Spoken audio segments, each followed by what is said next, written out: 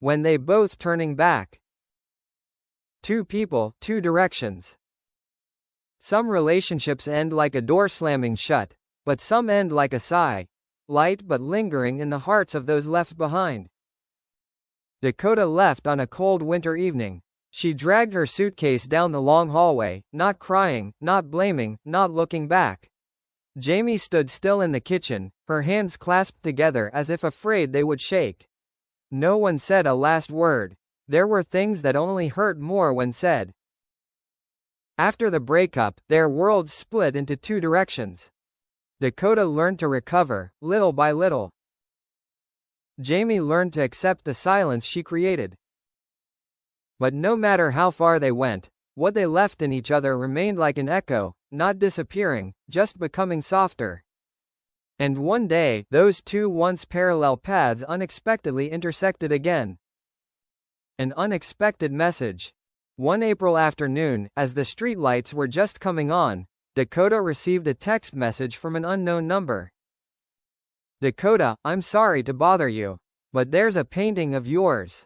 I think you should come get it. Jamie. Dakota stared at the message. Her heart no longer ached as it used to, but there was a slight tremor, not pain, just a ripple. She didn't reply right away. She waited until the next morning. Which one? Only 2 words came back from Jamie. The blue one. The dark blue one, the one Dakota had painted when she loved Jamie so much that sadness was beautiful. Dakota thought for a long time. Then she texted. I'll come tonight. The old house, the old man. Jamie had been cleaning the apartment since morning. He wiped the kitchen counter, straightened the sofa, adjusted each frame. Not to impress. Just because he was nervous. He didn't know what he was getting himself into. When the doorbell rang, Jamie took 5 seconds to open it. Dakota stood there, not the old Dakota, gentle, anxious, eager for him to look. This was the new version, stronger, calmer, beautiful in her own way. Hello, Dakota said, her voice soft as a flowing stream. Jamie nodded. Thank you for coming. Dakota walked in. Everything was so familiar yet so painfully foreign. The blue painting hung in the same place, where the light from the window shone in every morning. Dakota walked over and touched the edge of the frame. You've kept it all this time? Jamie hesitated. I didn't dare take it anywhere. It was like the last thing we had left. Dakota turned to look at him, her eyes not blaming, only vague sympathy. Jamie, the last thing left is not the painting. It's the lesson. Jamie was silent. He knew she was right. In scheduled tea. Dakota was about to take the painting and leave, but Jamie asked, do you want to stay for a cup of tea? Just tea. Dakota hesitated for a moment, but she sat down. They sat across from each other at the kitchen table. The once familiar distance now felt strangely distant.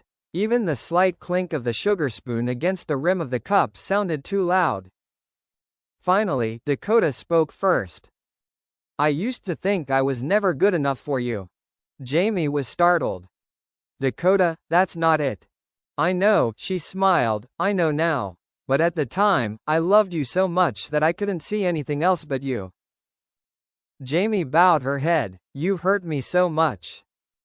Yes. Dakota didn't deny it, but I hurt myself too. Because I kept trying to hold on to someone who had let go a long time ago. Jamie swallowed back her sobs. I don't let go, I just don't know how to hold on. Dakota looked at him, straight and sincere. That's letting go too. Jamie closed his eyes. For the first time, he didn't hide from the truth. Things unsaid. I was scared, Jamie said after a long moment. Afraid you'd see me when I was bad. Afraid I wasn't good enough for you. Afraid you'd leave because I wasn't good enough, and then I'd push you away. Dakota was silent. The confession came late, but it was still true. And I, she said, was afraid you'd leave me. Afraid that one day you'd wake up and you wouldn't love me anymore. So I loved you in your place, to make up for it. Jamie looked up. I don't need to make up for it. I know, Dakota smiled faintly, but I didn't know how to love myself. They looked at each other. Not angry, not blaming, just looking, as if they were seeing each other clearly in the right light for the first time. Dakota said softly, "Do you know what hurts me the most?" Jamie took a deep breath. Is that I trusted you for too long? No. Dakota shook her head. What hurts the most is that in the end, I stopped recognizing myself. I became a version of myself that only lived around you. Jamie felt like someone was squeezing her heart. Dakota? It's okay, she interrupted. I left at the right time.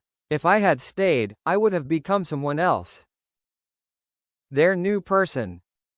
It's not like they hadn't tried to forget each other. Dakota had dated a few times. Good, kind, good-natured people. But every time they asked, "Do you want to go further?" Dakota felt the void in her chest, not for them, but for herself. Jamie had dated too, but every dinner ended with a feeling of emptiness. No one made him feel as comfortable as talking to Dakota, even when they argued. But neither of them went back. Because they knew, old love is not for returning. It is to remind them of where they grew up. The rain that night.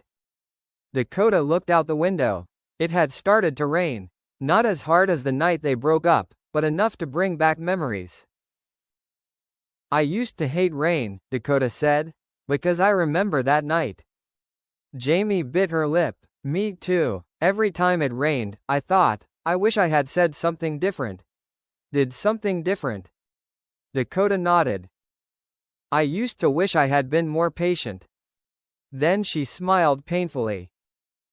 But if two people only love each other with the words, if only, then no matter how hard they try, it won't work. Jamie looked at her for a long time. Are you happy? Dakota sighed softly. I am now. Are you?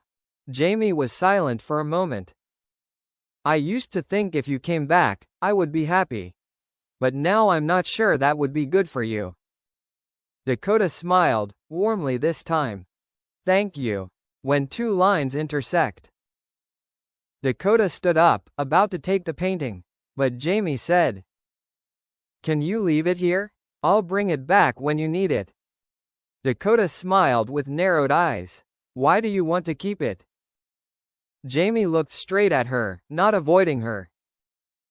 Because it reminds me that if I ever love someone else, I have to love them properly. Dakota was silent. The words were not meant to be a plea. They were like a thank you, a beautiful goodbye. She nodded. Okay, keep it. Dakota walked toward the door. Jamie followed a few steps behind her.